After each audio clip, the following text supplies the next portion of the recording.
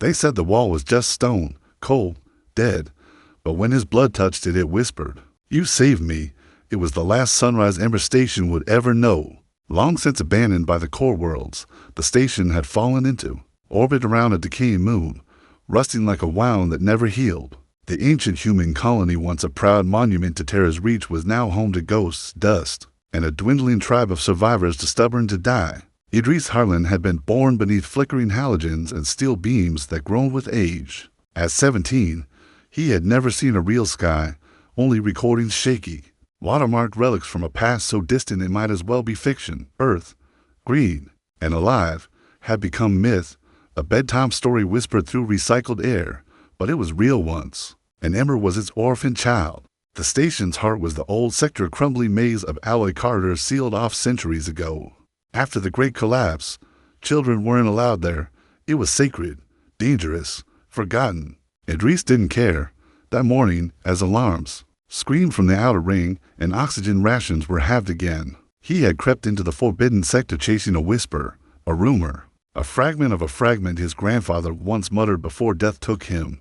"There's still one place they never took from us." Find the wall, Idris.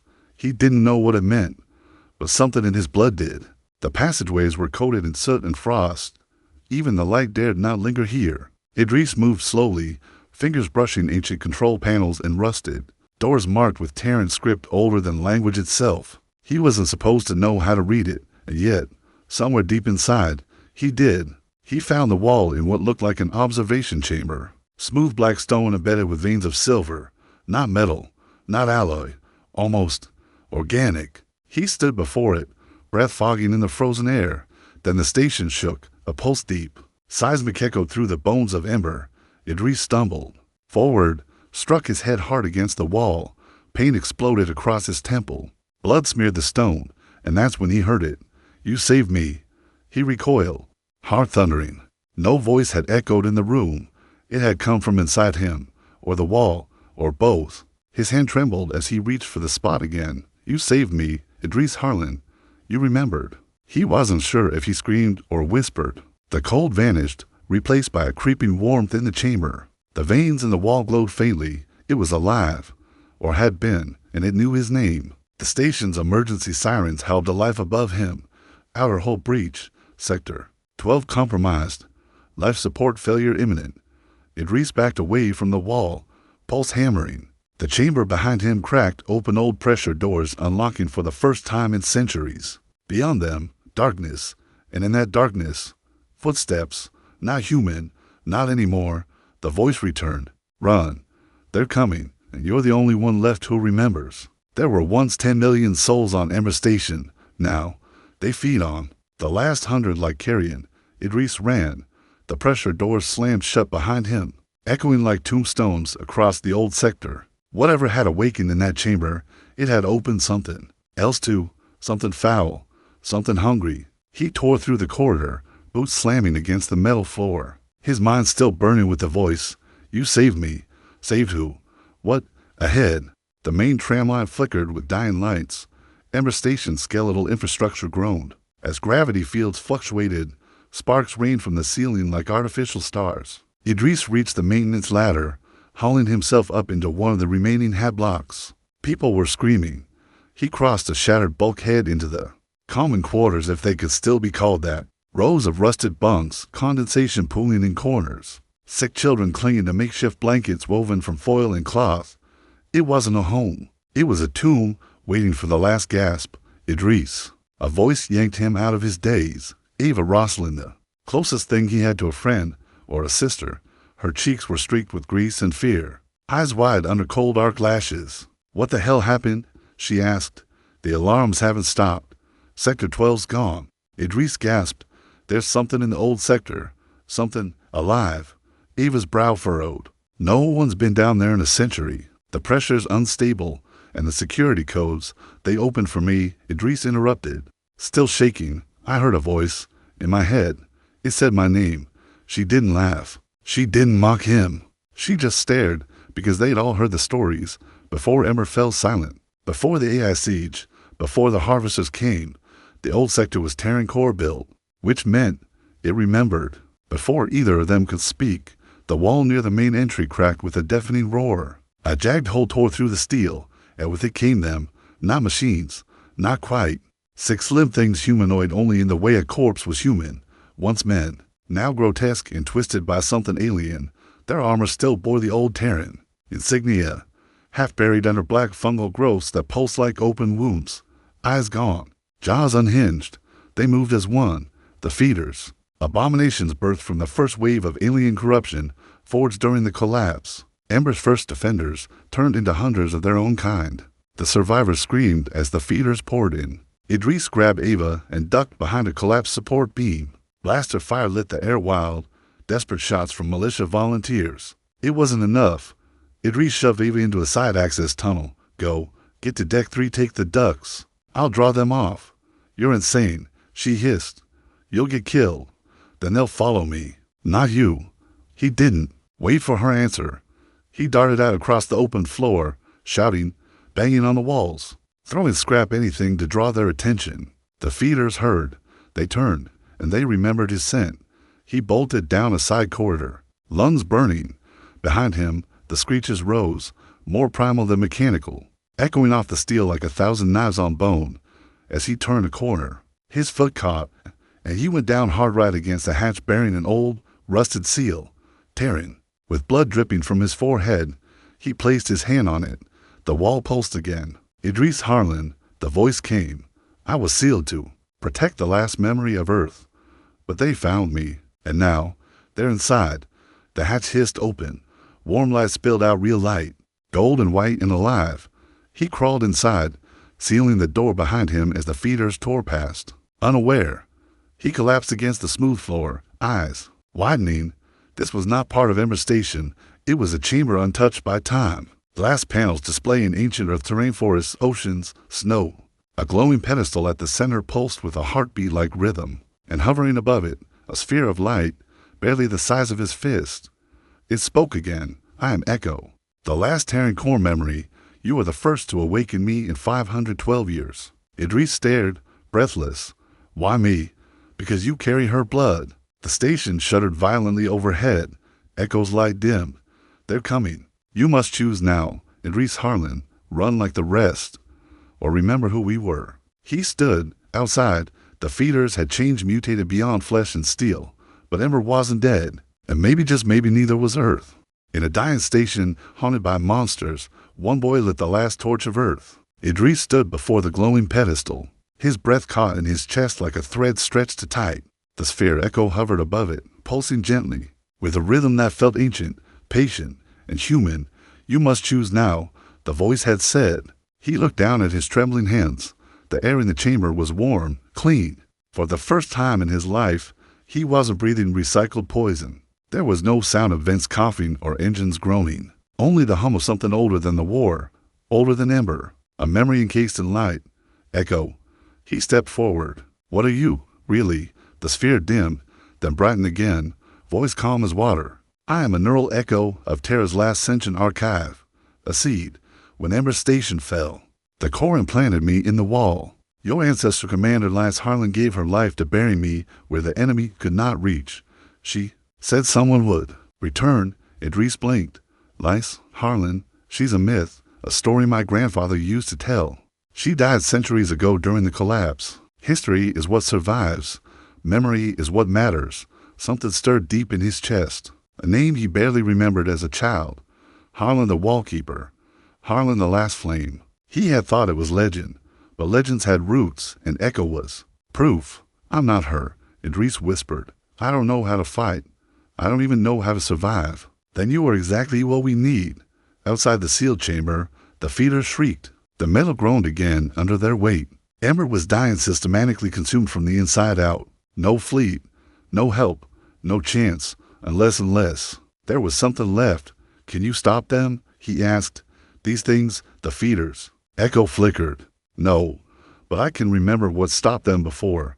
The pedestal shifted. From it emerged a terminal ancient, yes, but still functional. Data poured across the screen. Idris stared in awe.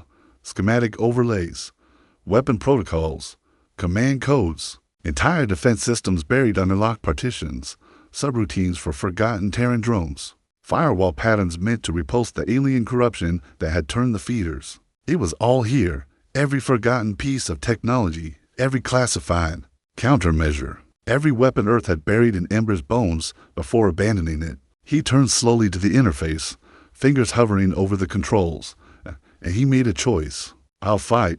It took them 9 hours to reconnect the relay towers. Ava. Rosalind met him on deck 3.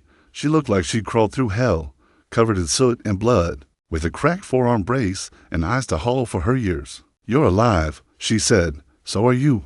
A strange kind of smile passed between them, one forged in death and defiance. Idris handed her the data slate Echo had given him. What is this? She asked. He looked her dead in the eye. Everything they never wanted us to remember. Together, they gathered what remained of the Ember survivors, old techs, scavengers, ex-soldiers with half implants and one working eye. Most were too weak to stand. All were too angry to lie down. And in the cold belly of a dying station, they remembered the first drones came back online by nightfall, old Terran hunter-seekers, repurposed from maintenance shells. They flew like insects, darting through the ducts, mapping enemy positions, marking their corrupted brothers for surgical elimination. Idris didn't sleep. He stood inside Echo's chamber, uploading protocols, commanding strikes, guiding reinforcements. Eva became his shadow, scouting, translating half-rotted navigation maps, rallying the disheartened. We can't hold the whole station, she warned. They outnumber us 100 to 1. We don't have to hold it, Idris said, his voice growing iron. We take the core.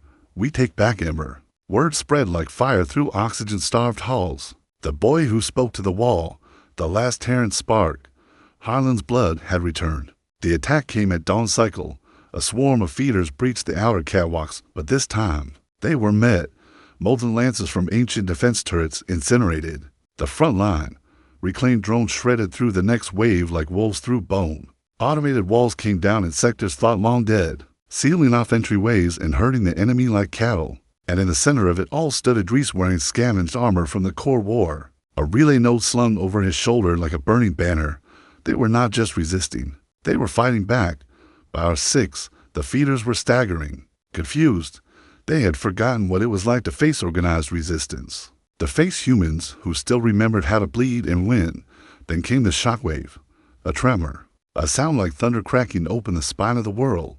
Ava stumbled to the main console. What the hell was that?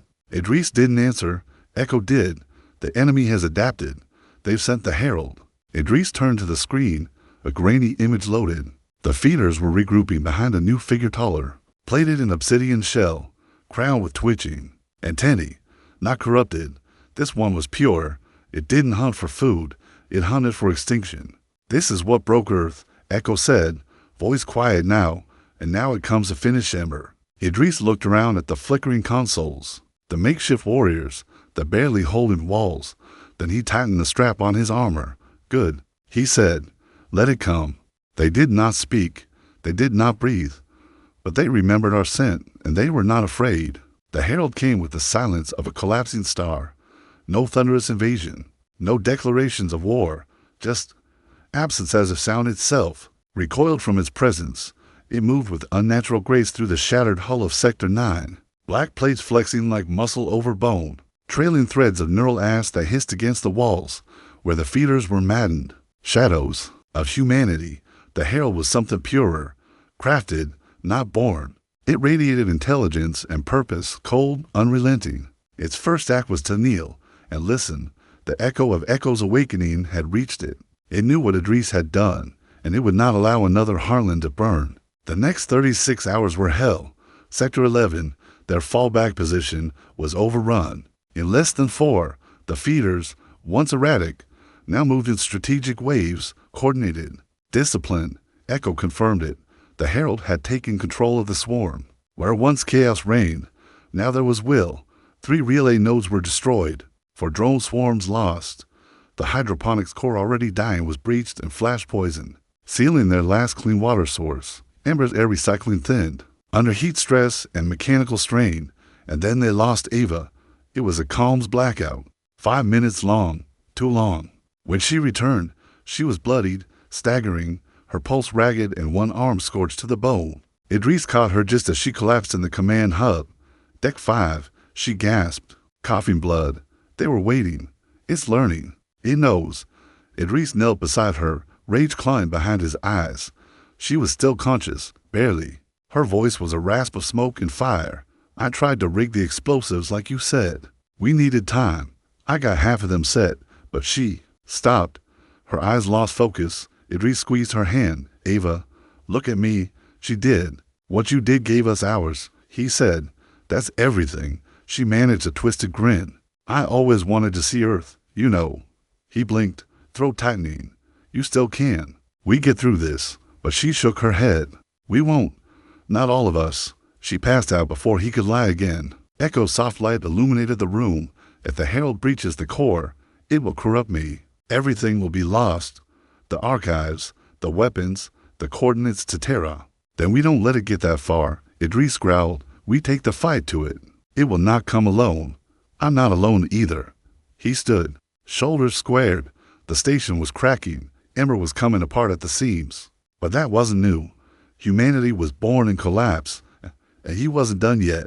They called the plan Hollow Sun, a desperate maneuver drawn from ancient Terran defense tactics. Idris and the remaining scavenger teams would lure the Herald to the zero-G ruins of the fusion chamber. Echo would amplify the radiation pulses to blind its coordination systems. Then they'd collapse the entire sector, burying the Herald beneath. 10,000 tons of steel in silence.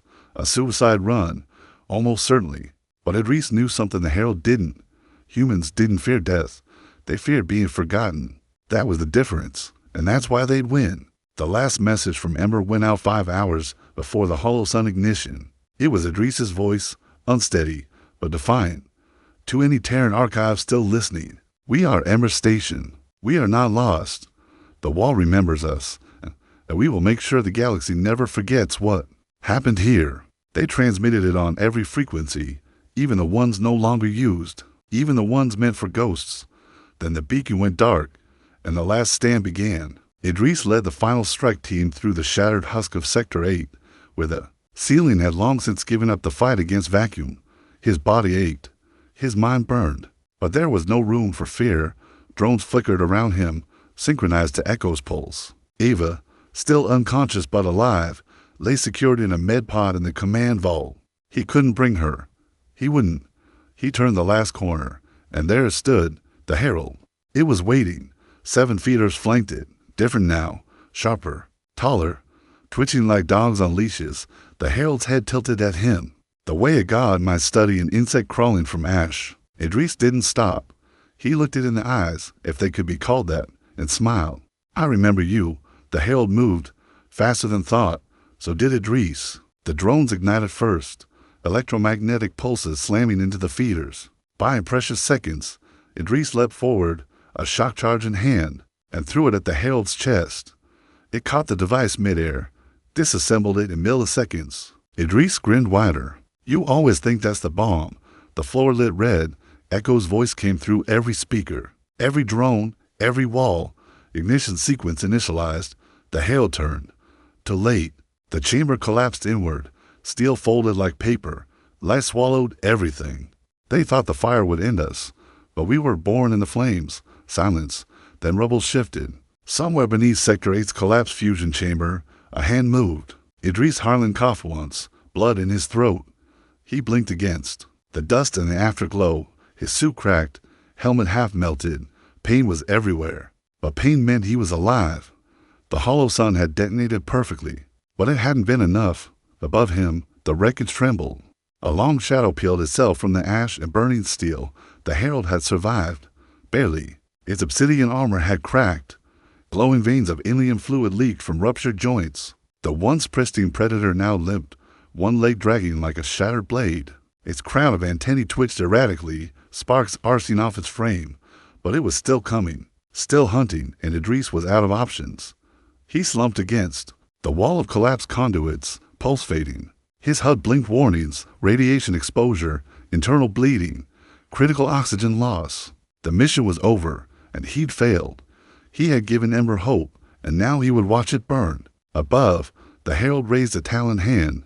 No rush, no urgency, a slow execution, the kind reserved for traitors. It stepped forward, and the wall behind Idris pulsed. Not yet. It was Echo, not just speaking, projecting.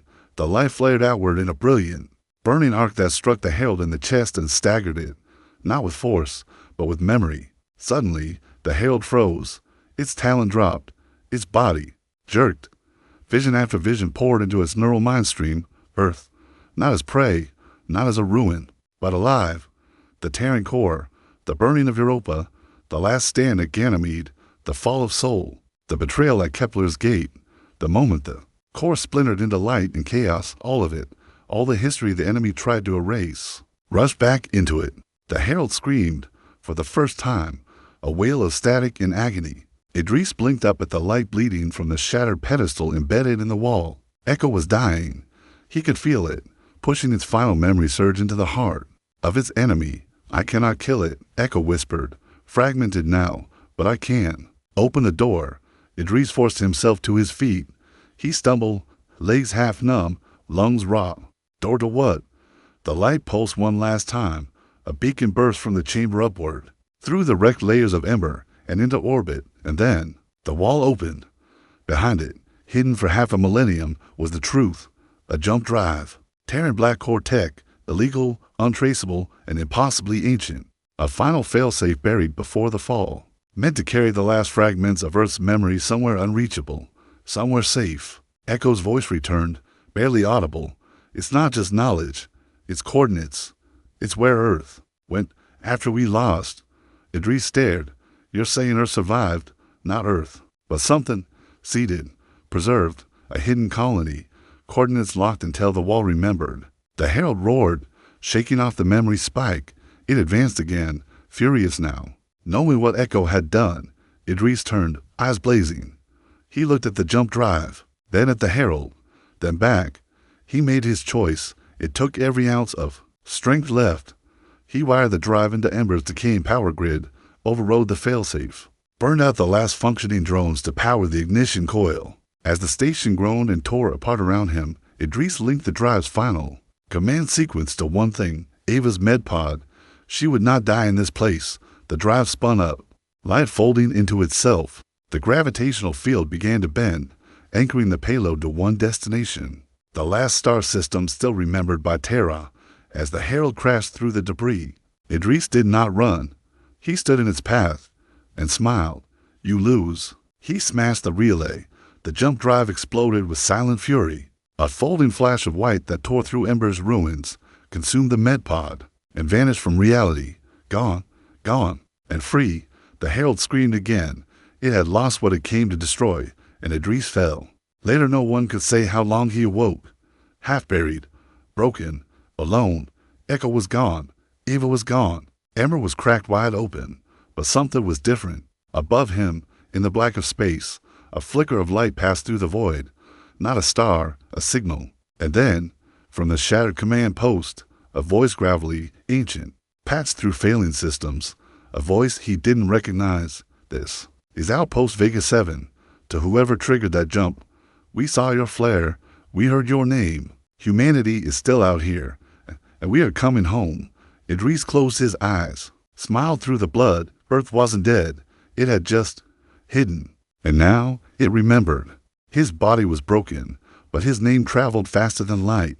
The signal from Outpost Vega 7 repeated every 30 seconds. A low-pulse transmission stretching across what remained of Ember. Stationed like a prayer whispered into war. It echoed off fractured hulls and dying conduits, reaching the ears of the few survivors who hadn't yet given up hope, and it reached Idris Harlan. He lay in the collapsed ruins of Command Deck 6, ribs shattered, vision fogged by pain and radiation blur, but he was alive.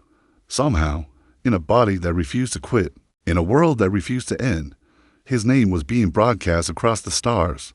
He, a forgotten boy from a dead station, had reignited a fire older than the war. Ava had escaped. The jump drive had worked. A Terran seed was free, but the herald was still here, and it was changing. In the center of Ember's remains, the herald pulsed with new energy. No longer hunting, no longer acting as a weapon. It had become something else, something worse.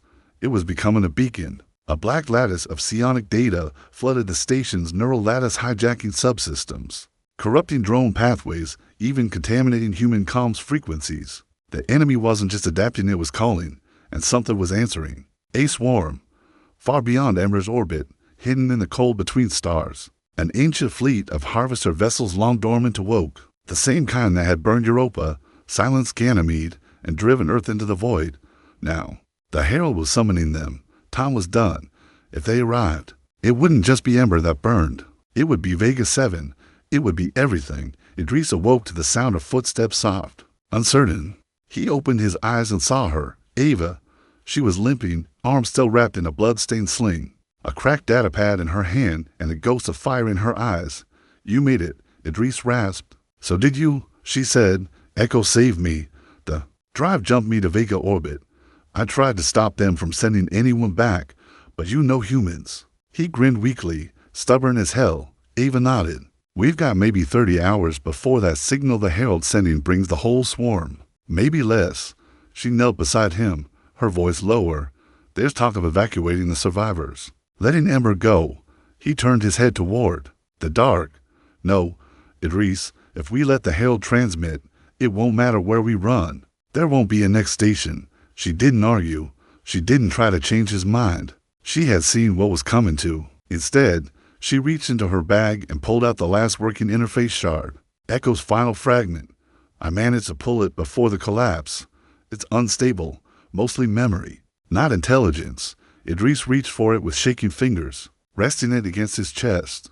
Warmth spread through him, not heat, purpose. The shard flickered, and a familiar voice returned, broken, echoing through static. "Idris, if you hear this, then I'm gone." But the core's final defense was never a weapon. It was always a person. He looked up at Ava. "Get me to the power spine," he said. The spine of Ember ran through the stations, back like the vertebrae of some ancient beast. It was here that Terran engineers had woven together fusion, memory, its signal into a single living lattice. The feeders had never touched it, too sacred, too dangerous, too Terran. It was the only place left with enough power to override the Herald's signal. Idris limped into the control well, wrapped in a reinforced exo harness stitched together by survivors using cannibalized armor plating. His body groaned with every step, but his voice was steady. "This isn't just a broadcast anymore," he said to Ava. "This is a war cry." She activated the spine's interface. Lights flickered to life. Systems hummed. Echo's shard glowed like a dying sun. "Final route locked," she said. "But you'll need to connect it manually inside the conduit core." He nodded. The Herald's signal was growing stronger. It was now visible in the sky, a black aurora bleeding across the stars, and with it came movement. Sensor screamed. Multiple foreign objects entering the system. Mass signatures confirmed. Swarm vessels inbound. Ava's voice cracked. "They're here." Idris looked to her one last time. "This station has one story left to tell." Then he stepped into the conduit core. The process should have killed him.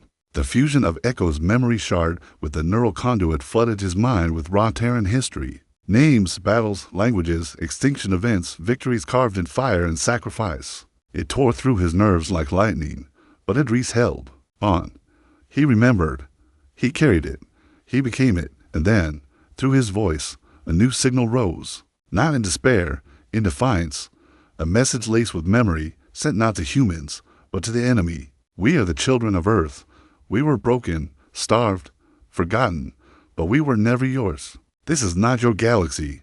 This is where we rise." It broadcast through the station, into space, through ancient Terran relays that still drifted unseen, in orbit, echoing into every swarm node like a virus of light. And for the first time, the enemy recoiled. The Herald staggered, body twisting violently, its signal shattered, distorted. The black aurora dimmed. The swarm paused. One heartbeat. Two. Then the Herald screamed and dove straight for the spine.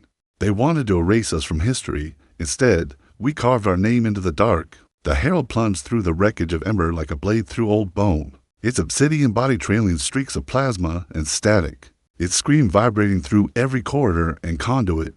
It was dying, and it knew it. Idris Harlan had poisoned the signal. He had used the last of Echo's memory to infect the Herald's link to the swarm, with something they could never comprehend. Human will, not commands, not logic, not protocol, memory. And the swarm was hesitating. They didn't know why, only that the voice coming from the broken station carried more weight than any signal they'd ever received. This is our home. We do not kneel, and we do not forget. But the herald still had one task: kill the source, kill Idris. In the spine chamber, alarms were blaring. Plasma bursts shook the walls. Ava worked frantically to stabilize the interface Idris had bonded with. His body was locked into the command lattice, eyes half glowing with neural overdrive, skin blistered from internal feedback. She knew he was barely holding on. "Idris," she said, crouching beside him, her voice trembling. "You need to pull out. The herald's coming. We have to fall back." He didn't answer, but his lips moved. Just 2 words: "Let it come." The herald smashed through the chamber's outer wall in a storm of shrapnel and black energy. It was monstrous now, its form cracking open, no longer caring to mimic symmetry. Limbs grew where they weren't needed. Armor sloughed off to reveal writhing tendrils of synthetic flesh and light. Its mouth, if it could be called that, opened wide, and a sound came out that split metal. Ava raised her rifle, fired. The bolts passed through it like sparks through mist. It didn't even slow down. It lunged, and then the lights changed. White, pure, blinding. The spine glowed. The signal roared. Idris Harlan stood. He tore himself from the interface with a scream that echoed like thunder through a dying world. His eyes burned gold, veins lit with memory, every cell of his body holding fragments of Earth. Not data, but stories. He turned to face the herald. It hesitated. He walked forward, past Ava, past the failing coils and the ruined walls, toward the being that had once hunted humans like animals across the stars. And he spoke, not with words, not in a language, with history. The final burst of Echo's memory launched into the herald's mind, not as a weapon, but as truth. Earth, burning in silence, children crying under crimson skies, a mother's lullaby on Europa. The final Terran fleet, shattered over Saturn, but still transmitting coordinates of a safe world. A hand reaching through fire, a human whisper, "Keep going." The herald screamed. It reeled back, its limbs flailing, its body tearing open. As memory overwhelmed protocol, the infection was complete. It couldn't process why these memories hurt, why they made it pause, why it felt fear. Idris stepped closer. "You wanted to erase us." He lifted a scorched metal shard, not a weapon, but a relic, a Terran badge, rusted and bent, bearing the insignia of Earth's last command. But the stars remember, and with one motion, he plunged the shard into the herald's core. There was no explosion, just silence. The herald froze. Its scream died. Its limbs fell limp. Then, in a sound like the cracking of glass across a frozen sea, it shattered. The signal died with it. Across the system, the black aurora vanished, and in the cold dark, the swarm paused. They waited for new orders. None came. Then, one by one, they turned and left. Idris collapsed. Ava caught him as he fell, holding his charred frame in her arms. "You did it," she whispered, tears streaking down her soot-covered cheeks. "Idris, you did it." He tried to speak. His lips barely moved, but she heard it. Ember lives across the ruins. Survivors emerged, blinking, in the light that, for the first time in years, wasn't from fire or war. Above, Outpost Vega 7's rescue craft pierced the dark, ships painted with the Terran Phoenix. Long thought extinct, they had come. The flare had reached them, and the legend of Idris Harlan had gone beyond the stars. Later, as Ember's wreckage was stabilized and survivors evacuated, Ava stood alone in the spine chamber, beside the place where Idris had fallen. She knelt and pressed the final shard of Echo into the floor, not to activate it, to bury it as memory, as truth, as legacy. He never saw the stars again, but the stars remember him. Years later, the galaxy no longer spoke of Ember as a ruin. They spoke of it as the place where the signal began. Ava Roslin stood beneath the artificial sun of New Vega's primary settlement, the wind warm against her scarred face. Children ran through the red grass of terraformed soil, human children, laughing without fear, their futures no longer borrowed from ash and silence. Behind her, a monolith of dark stone rose from the ground, simple, unadorned, just a name etched into it in Terran standard, Idris Harlan Wallkeeper. He remembered. The council had wanted more. Statues, medals, a fleet named after him, but Ava said no, because he would have hated all of that, because this wasn't about glory, it was about remembering, and that, That was what he gave them. The surviving fragments of Echo had been archived in the Vega archives, now open to all human colonies. The memory of Earth, once shattered, was slowly stitched together through testimony, recovered signals, and DNA-encoded journals from Ember's deep storage. Through Idris's sacrifice, Earth had a voice again. Through Ava's survival, it had a future. And from the edge of forgotten space, humanity began to rise, not with vengeance, but with vision. They did not rebuild fleets of war, not at first. They rebuilt connection, one colony at a time, one beacon after another, and everywhere the light reached, Idris's story traveled with it. On the 5th anniversary of Ember's stand, a child stood in front of Ava during the remembrance gathering.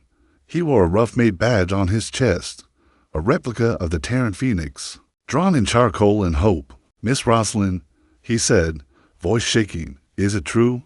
Did Mr. Harlan really stop the Herald with just a memory?" Ava knelt before him. "No," she said softly. The child's face fell, but she smiled. "He stopped it with a choice." He tilted his head. "A choice to remember who we were," she said, "and to believe we could still be more."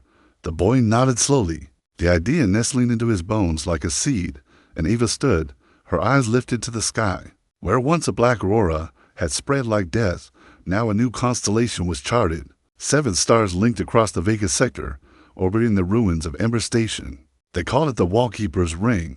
No ships passed through without transmitting a legacy. Code, Harlan 512. A promise, a vow. Out on the frontier, the swarm never returned. Perhaps they feared another Idris. Perhaps they simply learned what it meant to lose.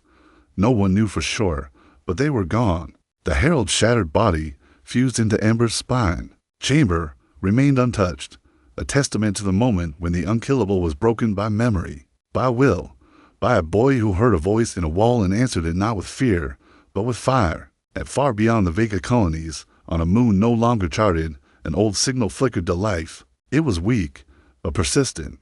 Inside a buried Terran vault, covered in red sand and silence, a small panel blinked green, then blue, then gold. The door opened, and a woman stepped forward, her hair streaked with white, her eyes burning like distant suns.